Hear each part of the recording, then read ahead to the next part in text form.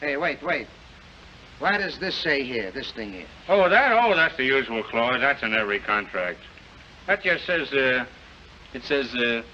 any of the parties participating in this contract are shown not to be in their right mind, the entire agreement is automatically nullified. Well, I don't know. It's all right. That's in every contract. That's what they call a sanity clause. You can't fool me. There ain't no sanity clause.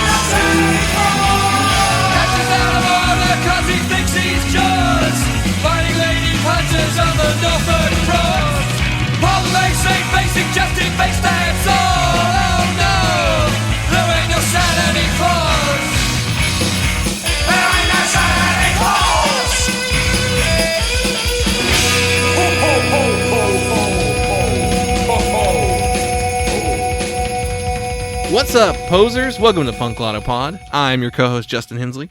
And I'm your other co-host, Dylan Hensley. And this is the show where we assign our guests a year, and they choose one punk, hardcore, emo, or punk-adjacent album from that year for us to talk about. But not today. I feel like we say but not today probably more than anything in the last 3 months. Yes, we are off format. Sans guest. Once again. Yeah. Once again.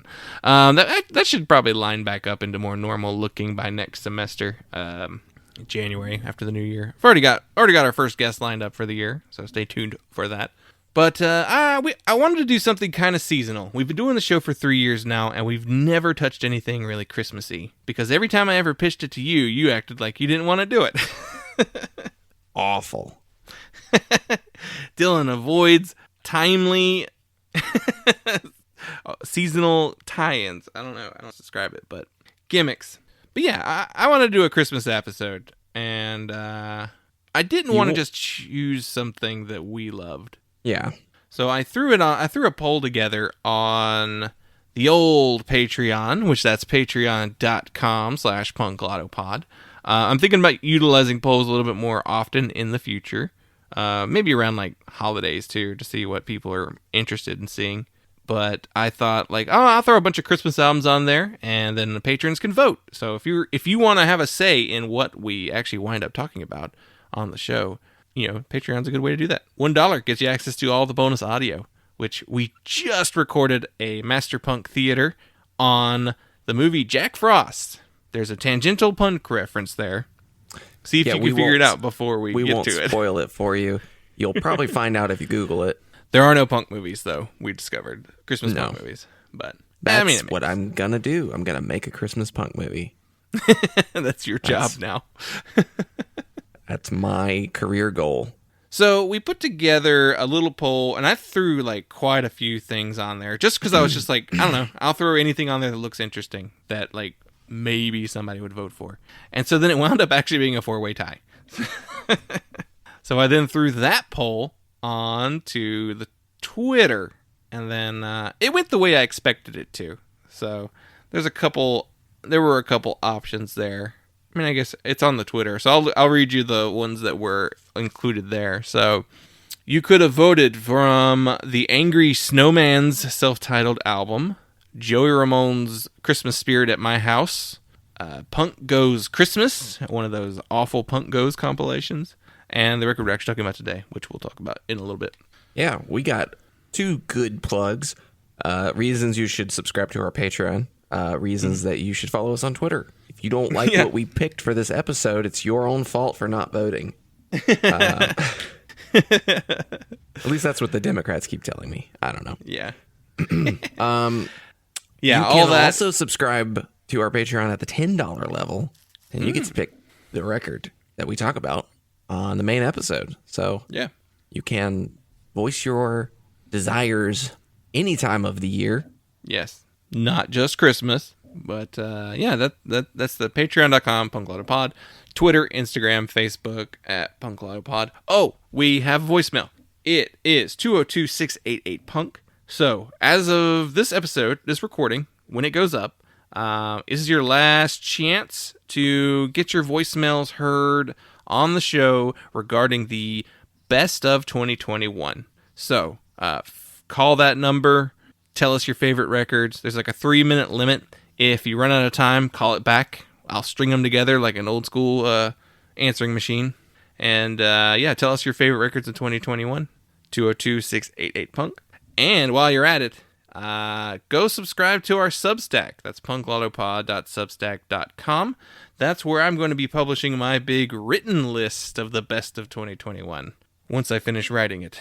I'm a third of the way through. I still got a couple weeks.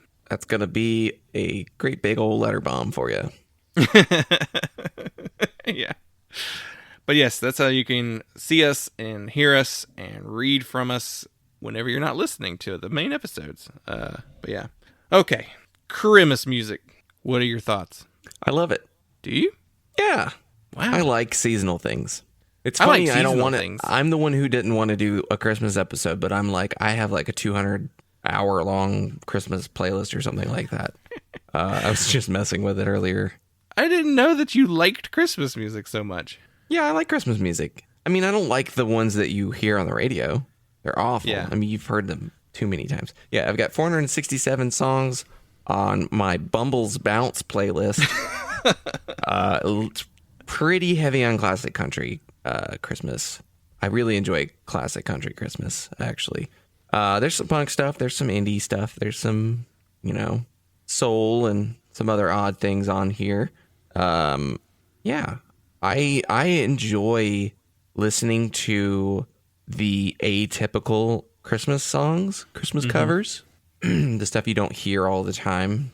Not the Mariah Carey, not the Last Christmas, that stuff that you've heard too many times. Yeah. The stuff that when people say they hate Christmas music because they worked in retail, that stuff I don't listen to, but. Yeah, so okay, yeah, that makes sense. I have a big Christmas playlist too. It's like 30 hours long, but it's one of those things that I also don't put on until like the week of Christmas. I usually throw it on shuffle, and a week of Christmas is when I listen to it. I can't listen to it any earlier than that. Yeah, I definitely have a chunk of my record collection, a section of like Christmas records. Oh, I own no physical Christmas records. Yeah, we decorate pretty aggressively for Halloween and Christmas. I like those holidays when you just get to decorate your house for a month. We have not for the last couple years set up a Christmas tree. One, we're very lazy. Two, my wife doesn't really like Christmas that much. And I only like Christmas like the 2 weeks leading up to it. So like that I blame 100% on working in retail. So I worked at Barnes & Noble for 5 years, and every year, starting November 1st the in-store Christmas music would start because we had maniacs who were insistent on playing it. The first opportunity, we had some maniacs who would play it in October. Oh yeah, no, see, because they shipped. I love Christmas, and I definitely start on Christmas stuff like at Thanksgiving. I don't wait until December, but no, don't preempt Thanksgiving. I love Thanksgiving too. I think Thanksgiving's fun. You get to eat a lot of food, which is not that different from Christmas, really, if you think about it. But like, really, the most stressful aspect of Thanksgiving is, what are we making? And like, I gotta go to 2 giant meals. Like, I feel like those are good problems to have. Christmas, there's a little more stress involved in presents and all that. I like our Thanksgiving tradition. Since moving to Arizona and then now California, we aren't coming home for Thanksgiving. We aren't coming home for Christmas either, but that will have to resume at some point. Just not this year. You can't run away forever. We got out of it this year, but yeah, we make our own like Thanksgiving, and we like go somewhere, have like a 2-day trip. So back to like my Barnes and Noble experience. So like, I feel like the people who hate Christmas music are the people who did work retail probably the most. Like, those are the people who are like, God damn it, I hate Christmas music. Because working in retail ruins it. It also like just ruins Christmas in general. As far as like, you got to put all your Christmas stuff up in the stores like November 1st, and the customers suck during that time of year. Like, you're way busier. It's just like an unpleasant experience. So I worked there for like 5 years, and during that time period, okay, so the way our store was set up was we had a 5-disc CD changer, and usually whoever was working in the music department that day got to pick the CDs that were playing. So during Christmas season, whoever was in there would pick like 5 CDs, because you were kind of required to play Christmas music after a point because they wouldn't send you anything else. And so like you pick 5 Christmas CDs, you put it on, it probably runs in an 8-hour shift. It'll run through those 5 CDs 2 to 3 times. On those 5 albums, probably a quarter of them have the same songs on them, the same Christmas songs on them. So you could potentially hear the same song like 15 times in a single shift. Like, I never want to hear Holly Jolly Christmas, Rocking Around the Christmas Tree, Winter Wonderland. Like, I never want to ever hear those songs ever again because, one, they were already played to death before I entered retail. And then having to hear them like 10 times a night for 2 months straight for 5 years in a row. Those are the worst songs I've ever heard. Like, I never want to hear a Motown Christmas. I never want to hear a Rat Pack associated Christmas album or a Nat King Cole Christmas album, because they would send those every single year. So one year we got a Frank Sinatra Christmas album, a Rat Pack Christmas album, and a Sammy Davis Jr. Christmas album the same year. And I have lunatics who put those CDs in the CD player at the same time. So I have to hear Frank Sinatra singing 20 times, the same song. It's just like, what? So that's why I hate Christmas music. I don't hate Christmas music in general. I have my stuff I like. I like carols. I still like carols because I grew up singing those, and they're old, and they're all in minor key. And then like country Christmas songs are good. I like original Christmas songs, like if it's just like a new song, or even just like if it's just like performed by like anything alt, like a rock band, an indie band, a punk band, like one of those bands. I can listen to those. It's just like pop standards and R&B. You need the Natty Christmas by Jacob Miller. The Reggae Christmas. Oh, I've got the Trojan Records Christmas compilation on my Christmas playlist. I need to get that on mine. It's a good one. It's a big one. Yeah. So that's my feelings on Christmas music. Like Christmas and punk, like they don't really cross that often, which makes sense. Like there's the religious aspect, which most people don't really think of Christmas as like a religious holiday that much, but we'll talk about a little bit more about that with the record we're talking about. Then there's like the commercialism thing that punks are against, and it's just like... Yeah, there's the countercultural attitude too. Mm-hmm. And so like there's there's enough to talk about that you could pick one every year, to talk about for a Christmas episode. But there's also, like, not that many Christmas punk-related albums in general. So we kind of pulled up the Rate Your Music punk plus Christmas music, because you can now actually combine it so that it must feature both genres. I also threw on, like, albums, EPs, and compilations, so it gives you a little bit more. Even then, 4 pages of results. I feel like there's stuff missing, because I bet that, like, the Rate Your Music audience is not, like, tagging, it's technically still a punk record. Yeah. Yeah. Christmas music's not a genre, even though 100% is a genre. It's a genre of music. It's a genre of music on this website. Yeah. But I'm sure there's a lot of stuff really missing. But the stuff that shows up is, what is this trash? Christmas with Weezer Christmas EP. Boo. Yeah, the Sleddon Hill August Burns Red Christmas album. So the metalcore band that embraced Christmas the most is August Burns Red, because they have a lot of, like, Christmas stuff. They have Sleddon Hill, a holiday album. I want to say they have, like, another, like, they have an EP called All I Want for Christmas Is You. They have a Winter Wilderness EP. Like, they've addressed Christmas multiple times. They had done some songs before they even did that album, like O Come Emmanuel and, like, stuff like that. So they found a gimmick. Their original gimmick was still Christian, As I Lay Dying, and turned into Christmas, As I Lay Dying. Yeah, we've got probably I guess, like, one of the most, like, prototypical punk Christmas records, Christmas with the Vandals, Oi to the World. I've never listened to it. I've never listened to it. I don't listen to the Vandals. But yeah. As far as, like, I've seen that album cover many times. Yeah. If you're like looking for punk Christmas records, that's one of the ones that's going to pop up. Along with the Deck the Halls, Bruise Your Hand, Reliant K Christmas record. There's that, and there's the EP. I guess it's technically a compilation. Let It Snow Baby, Let It Reindeer. They have 2. Which, does that one just have the EP on it? Or is that an album too, right? Yeah, I guess Deck the Halls is an album. Deck the Halls is an album. So yeah, there's, like, that and a comp. A lot of Dispute. What? Winter Tour Holiday CDR. Do you have anything on there that's actually a Christmas song, darling? Yo, 'Twas the Night Before Christmas, the first song. God, I don't want to hear that.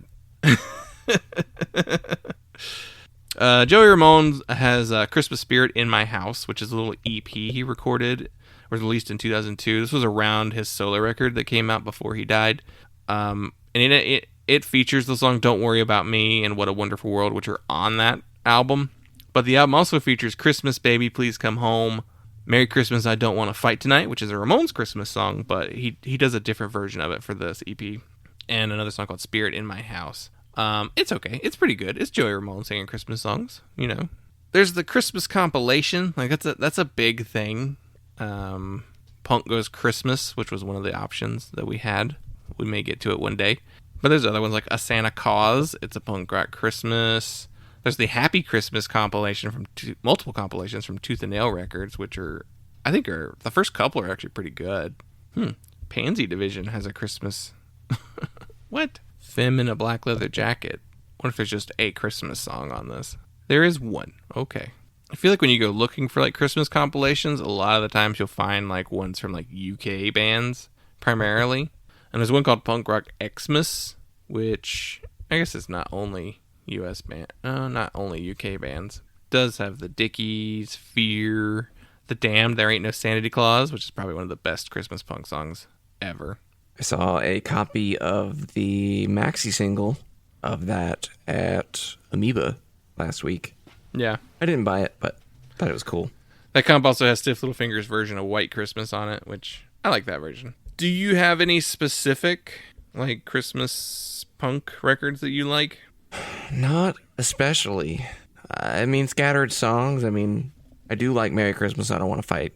There's the MU330 Christmas record. That's probably the best Christmas punk record by a single artist that I could think of. There's this is, I guess, punk related. The excellent Low Christmas record, Christmas. I think it's an EP. That one's really, really good. No, it's like an album. It's like a bunch of songs. It's probably one of those ones that's like, it's an EP because it's not 10 songs in over 30 minutes, but it's like 9 it's 8 songs and it's like 29 minutes long. So yeah, it's an album. It has to be pressed on an LP. It's an album. But yeah, that's probably my favorite like album. That and the MU330. Though I was listening today to the 2-inch Winky Legacy of Nativity. That record is more fun than it has any credit, than it deserves to be. You take the Misfits and you change all the songs to being about Christmas. It's like former members of the Dopamines. That's who the band is. And he does a pretty good Danzig. Like, he's clearly not Danzig, but like, I want to pull up they've done a couple of these. There's a new one. Well, it's newish. It came out in like 2017 called Joy AD, which is them doing more of them.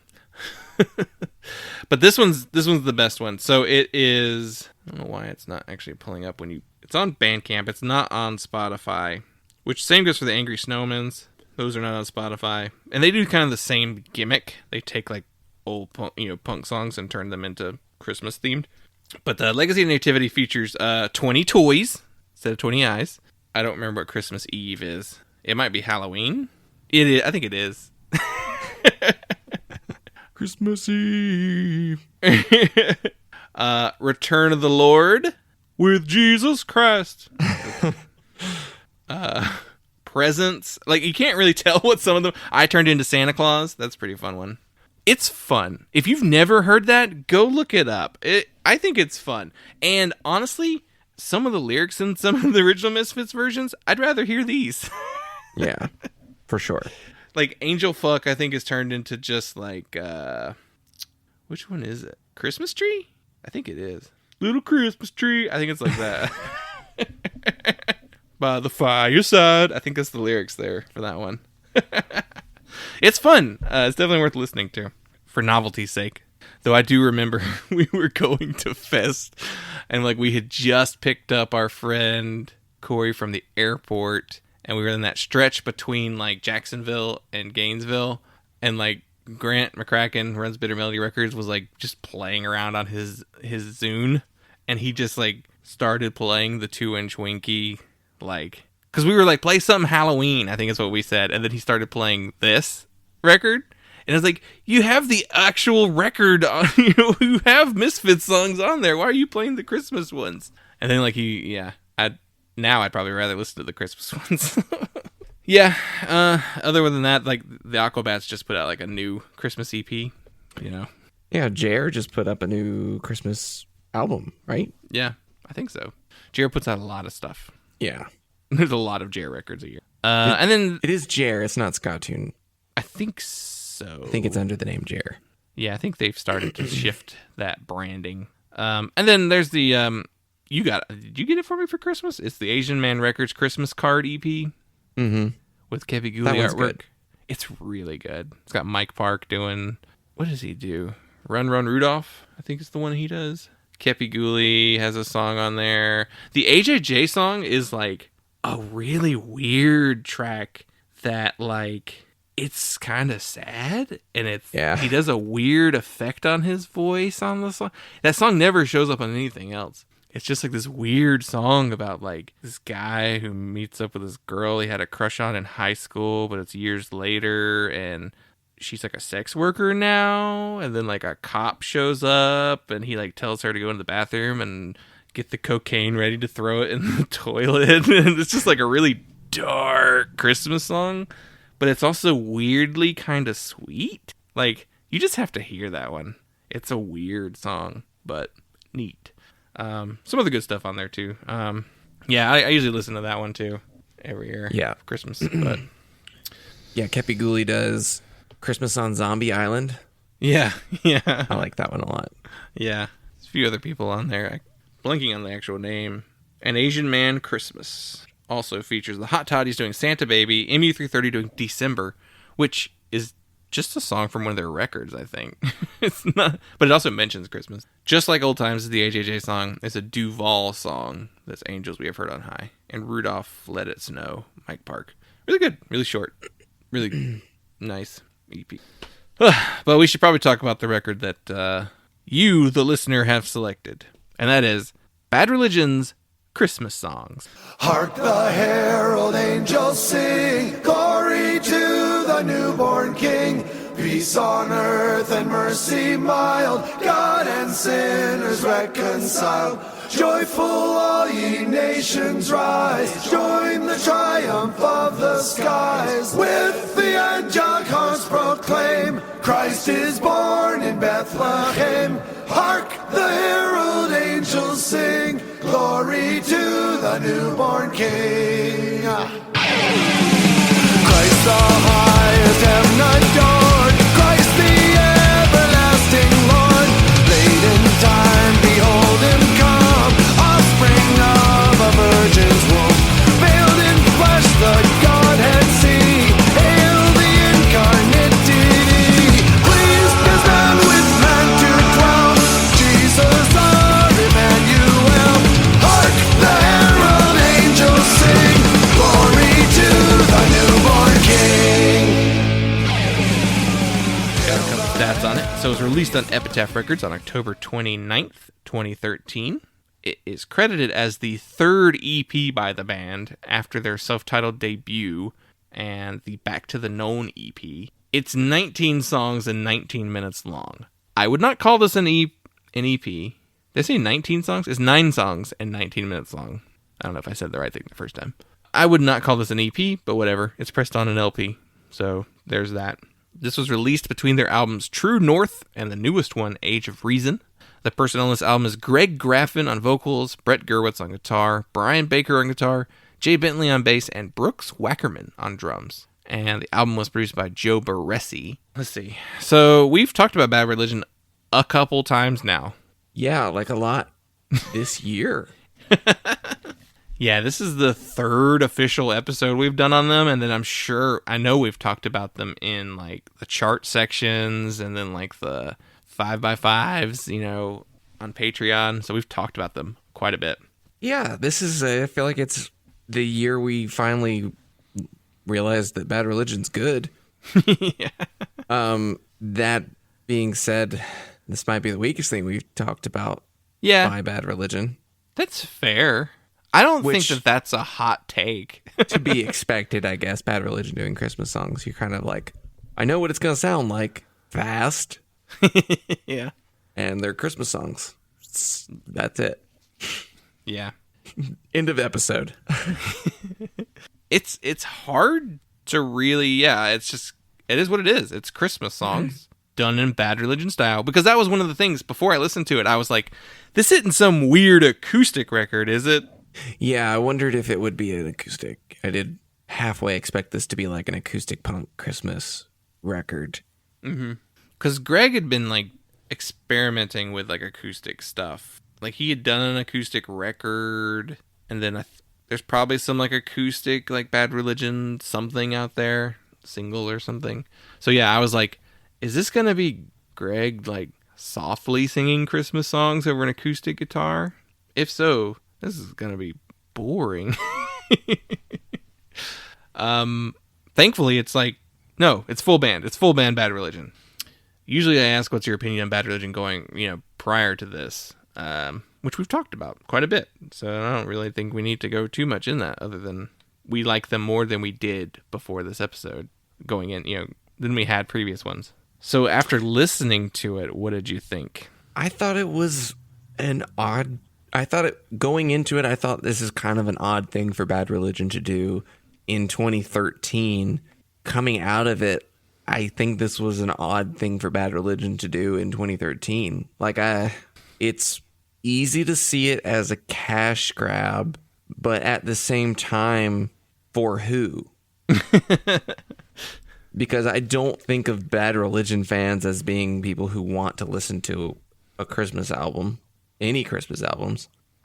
the only thing I can kind of see that makes sense is the age of a Bad Religion fan at the time of this coming out they'd probably have kids, and so like this is a fun thing I can listen to with my family. It's like Christmassy, but it's also like punk. I don't know. I think it's a weird choice.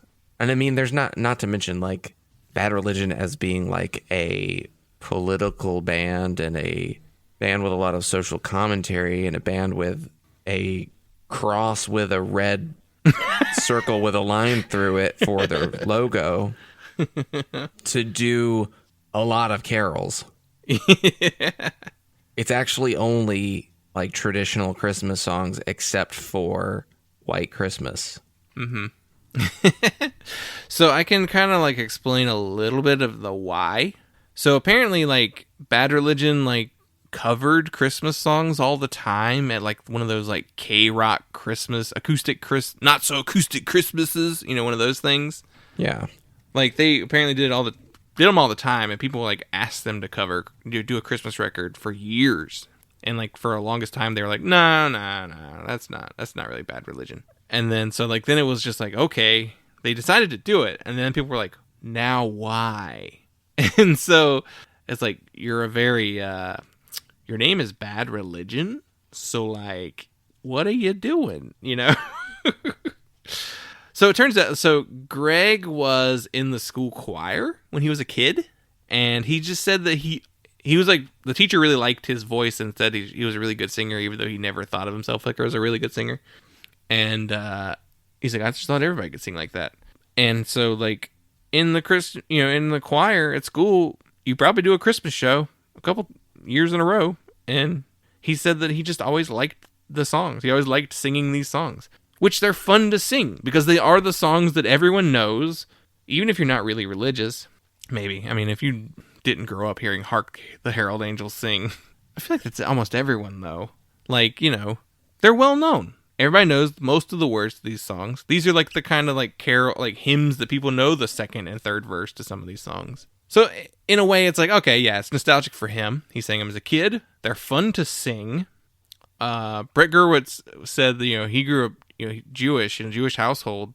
So like he's like, all the Jewish songs sucked is how he put it. So like, I just liked the Christmas carols better. So then he thought they were fun, and that's why they did it. So it's just like, yeah, we don't care about the religious side of things. Yeah. So like I knew what the track listing was before I played it, and I was like, I don't really want to hear Bad Religion do like a cynical, like really critical, like rendition of these songs that you might expect them to do.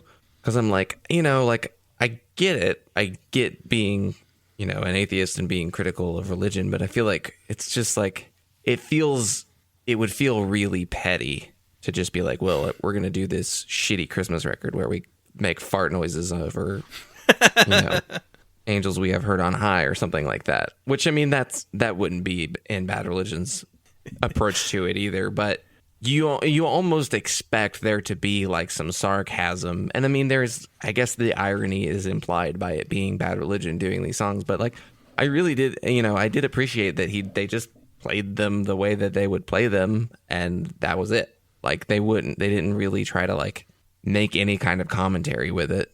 They just played the songs, and they played songs that are like interesting to sing. Like they're not the pop songs that like, they're songs that like Angels We Have Heard on High as an example, like O Come Emmanuel, that kind of like need some technical ability to sing. I mean, you could certainly sing them like carols, but if you're going to have a solo vocalist singing them, I think that Greg's got the voice to do it. Yeah, like listening to it though, I was like, this is weird they're doing carols. But then like actually listening to it, I'm like, but it actually makes perfect sense. Because a lot of these songs have perfect spots for harmonies, and a lot of arrangements have harmonies on them, and Bad Religion's like big thing is harmonies. So it's like, oh, it's perfect. It's literally the best like Christmas songs that Bad Religion could have covered is this type of Carol that have like many big choral adaptations. And Yeah, I mentioned, and the two that I have mentioned, O Come Emmanuel and God Rest Ye. No, did they do? yeah, they do. Here's the full track list: Hark, Herald, Angels Sing. Oh, O yeah, Come All Angels Ye We Heard- Faithful. Angels We Have Heard O on Come High. Emmanuel, White Christmas, Little Drummer Boy, God Rest Ye Merry Gentlemen, What Child Is This, Angels We Have Heard on High, and the American Jesus Andy Wallace mix. Yeah. Gotta throw that in there. But yeah, O Come Emmanuel, Angels We Have Heard on High were, to me, the standouts. I mean, I just think that those are really pretty melodies. But I think that they're especially suited to Bad Religion. I wasn't crazy about Little Drummer Boy, but there's not very many versions of that song that are good. No, that song is a slog, man. Like, it's a slow song, and they punched it up by throwing in the California Uber Alice, like, da da da da da da da da da da da, like, because it has a little march to it. And for White Christmas, I was like, oh, not White Christmas, but they did like a Ramonesy kind of version of it. So I was like, oh, okay, made it a little different.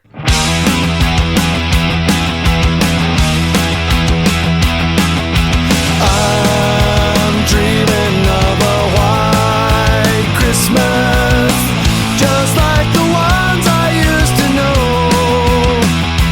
where the treetops glisten and children listen to hear sleigh bells in the snow. I'm dreaming of a white Christmas, with every Christmas card I write. May your days be merry and bright, and may all your Christmases be white. Yeah, You know- it's short too. So Old Raj kind of ruined White Christmas. you know, it Bing Crosby hated that song because it made him ruin his career. Made people think he was only a Christmas singer. All right, There, I'm gonna play for it though. For those who are unfamiliar, we've mentioned him before on our show. No one is but- familiar with this. No. We've mentioned him on the show. I guarantee you, we've mentioned him on the show. But yeah, no one knows Old Raj. So there's a local radio station here. I believe it's actually the one that's attached to my college. And they used to have this guy named Old Raj, and he was apparently like 80 years old, but he sounded like, I don't know, like a DJ from the 80s. Like, he sounded like Casey Kasem almost, but he laughed at everything he said. He had a nervous laugh. Just like one of those laughs that everything And he said the- he'd laugh at. And he hosted he hosted a little show where he would play The good like stuff. 40s, well, the good stuff. That's what he called Yeah. it. It was all it- like, It was all 40s pop. yeah, 30s, 40s. Benny Goodman would be probably as far.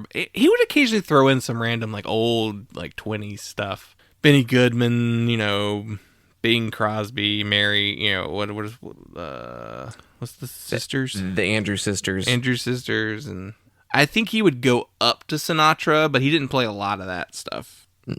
He was mainly on the the good stuff, golden oldies, which that refers to like 50s and 60s rock. But Yeah. but yeah, his show was, I think he kind of just followed like the Billboard charts from like week to week. It was basically American Top 40, but for like the war era.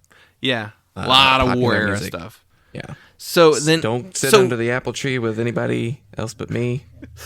I don't want her. Yellow You can have her. ribbon. She's too fat for me. But because he always did the charts, he would play White Christmas all year long. Yeah, because I mean, it was on the charts all year long. People were going out and buying fucking Bing Crosby And he would- 45s every week. He would tell you that story every single week, though, because it's like, well, White Christmas was on the Hot 100 for 2 years straight. Yeah.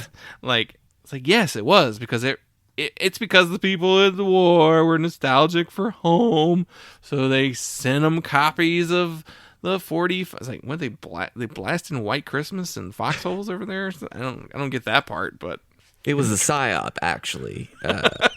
All of the copies of White Christmas were purchased by the U.S. Army and played from loudspeakers.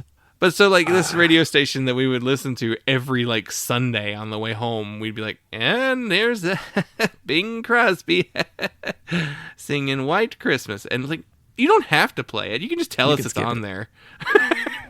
Yeah, just skip it. Just be like, and White Christmas is on there again. Well, we're not going to play it because it's June.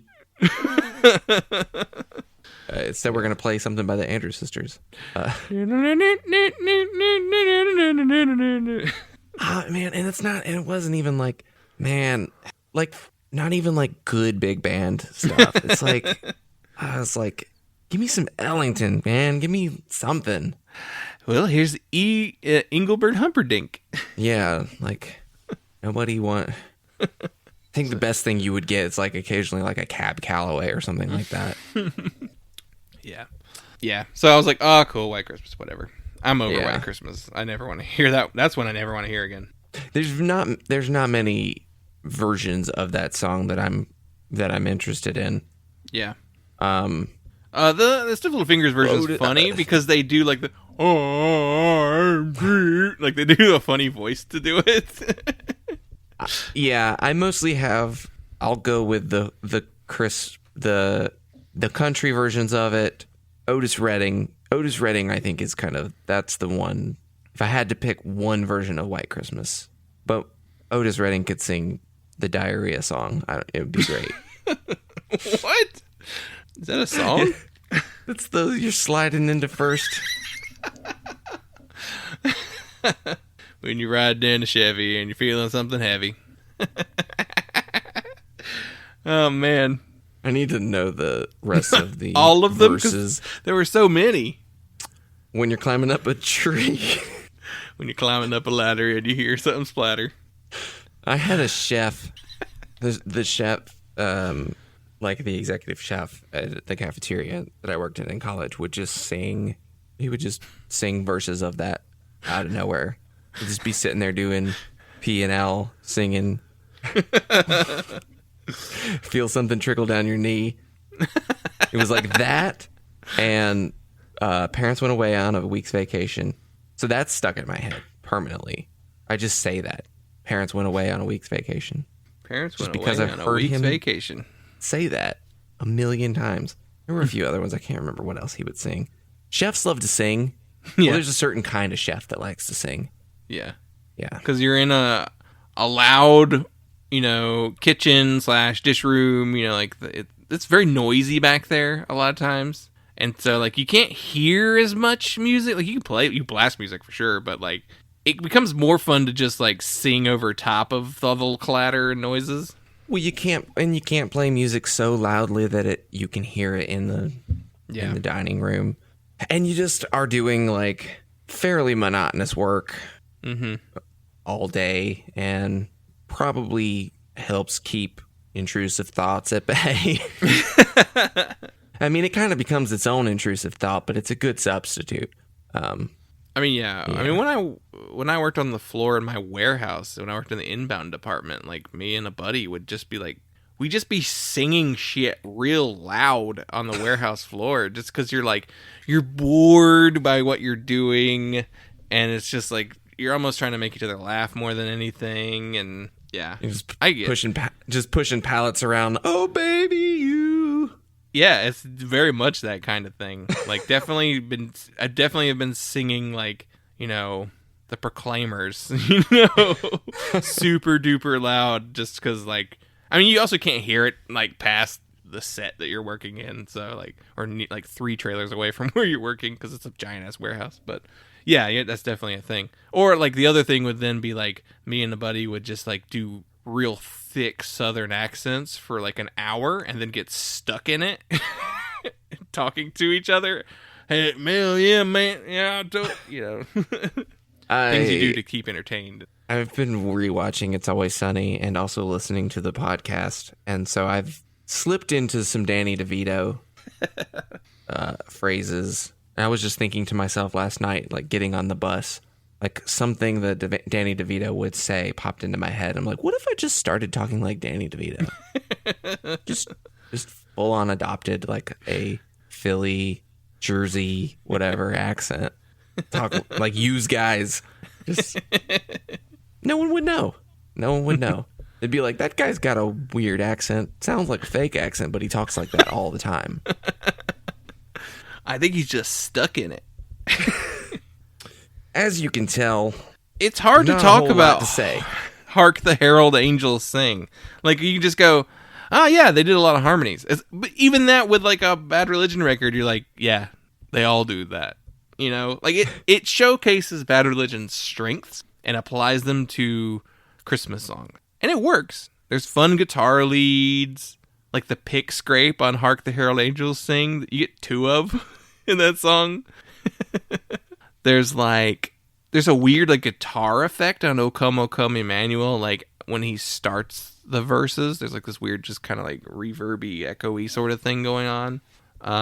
They throw in the fun stuff. It's good solos on What Child Is This, which I guess kind of leaves you room for a solo.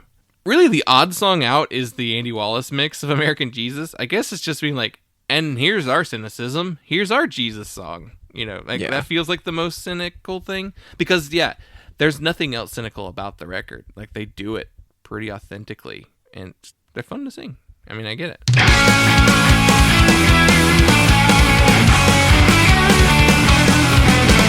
Angels we have heard on high, sweetly singing o'er the plains, and the mountains in reply, echoing their joyous strains.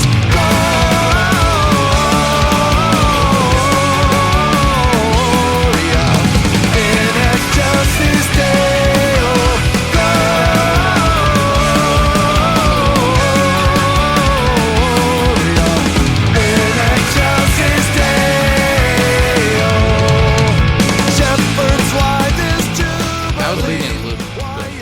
I just saw this. Something that is of note. They donated 20% of the proceeds from this to Survivors Network of Those Abused by Priests. So that's on brand. Yeah. And it is, and they're doing carols, so it kind of is like, that's their little dig, I think. Yeah. They're like, and here's the real thing, like a real serious thing that the church does. So let's get on that.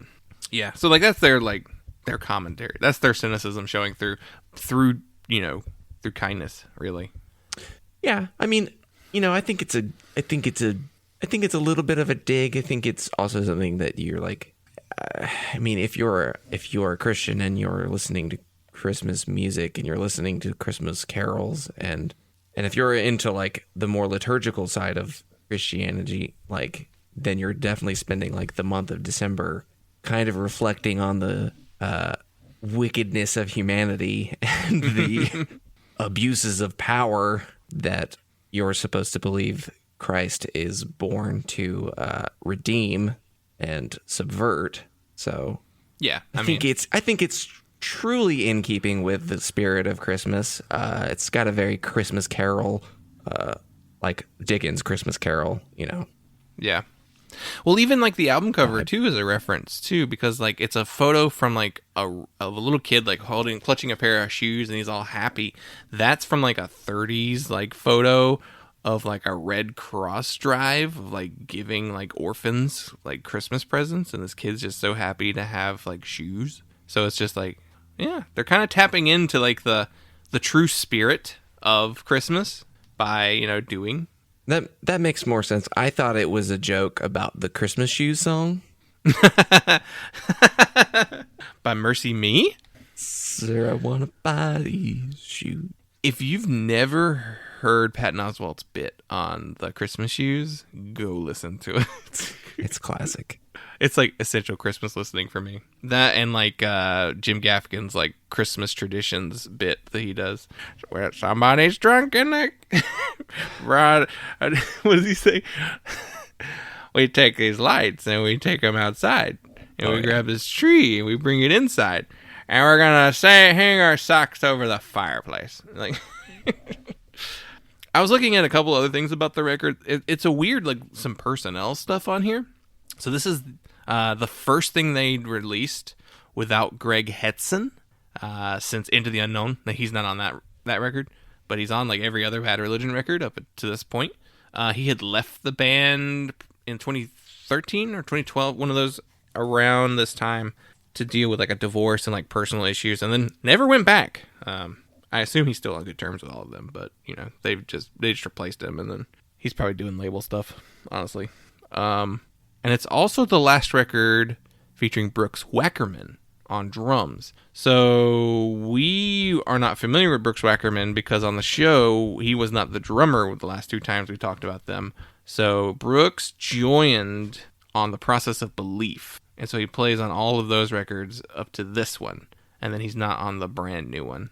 Also, in a little synergy with our Patreon episode, Brooks Wackerman's brothers are also drummers who've played with Frank Zappa. Both of them have played with Frank Zappa a lot. You're going to have to go listen to the Patreon to find out where that connection is. But he also he left the band and now he plays in Avenged Sevenfold. What happened to their drummer? Wasn't their drummer a singer in the band? Didn't one of them die? Oh, is he the one that died? Oh. That was the drummer. It was. Oh, wow, okay. The That Rev. explains. Yeah, the Rev. Oh, yeah. He was a big part of that band. Like, he sang songs in the band, too, so it's weird. Yeah, weird little choice for him to move.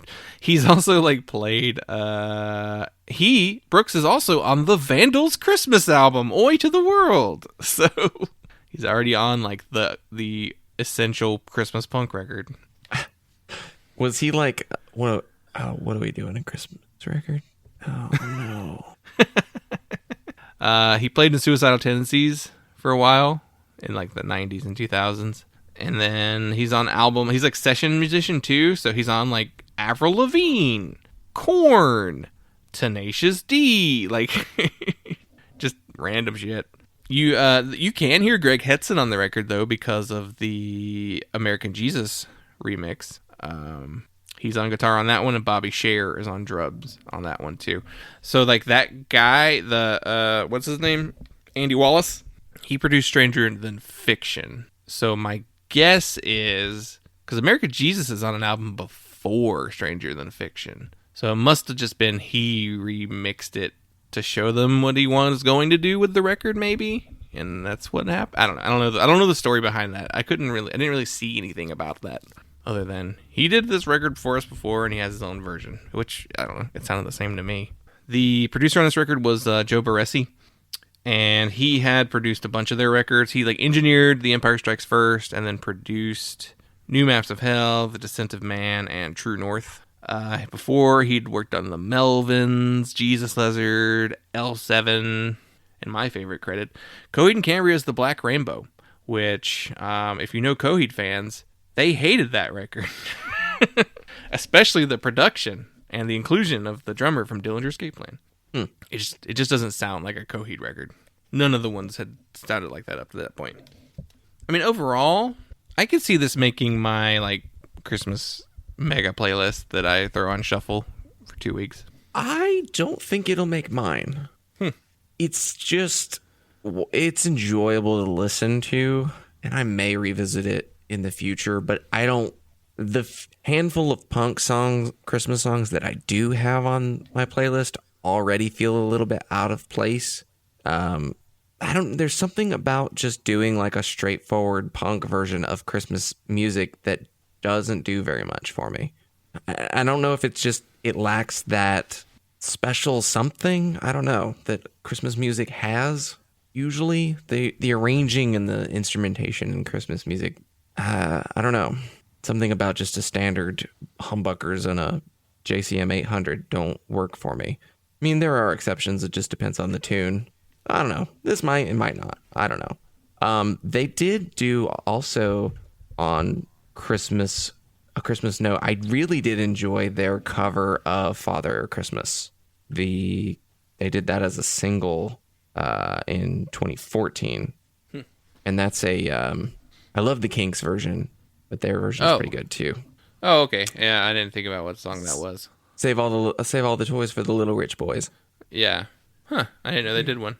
Yeah, the record's been repressed a couple times, 2019, 2020. So, like, there's a demand for it still, even after, the fact. Probably every couple years when they've sold out of copies, around Christmas time, people go, oh, I would have bought that. And then, so they just repress it. But, yeah, it's fun. It's fine. I like it. It's good. I'll throw it on my mega playlist. I might listen to it next year all the way through. I don't know. I'm also the type of person who never wants to listen to Christmas music, so that when I do want to listen to it, it's only like Christmas Eve. And then I'm like, oh, but I have all these songs that now I want to hear that I didn't want to hear yesterday. But I think that will wrap it up. Hopefully everyone has a safe and happy holidays. We're declaring war on Christmas right now by not saying Merry Christmas. But I mean, this is after Hanukkah's over, so yeah, it's only Christmas and New Year's from here on. So. There's other stuff. I can't think of them, but they exist. Well, Kwanzaa's the 26th. Yeah. So yeah, we should there you go. Recognize Kwanzaa. Boxing Day to our Canadian fellows. Yeah, there's other holidays. We're not the only holiday happening. Chinese New Year's in February. We're good. Yep. There's a lot of stuff going on. But yes, thank you everyone for listening. Like, we did all the plugs up top, so we don't really have much else to add on here. Charities? Should we give... Is Snap still a thing? Should we just give to Snap? I will look them up right now. I hope the future pressings of that record went to the same charity. Or at least another similar. Looking that up brought up special needs and parents.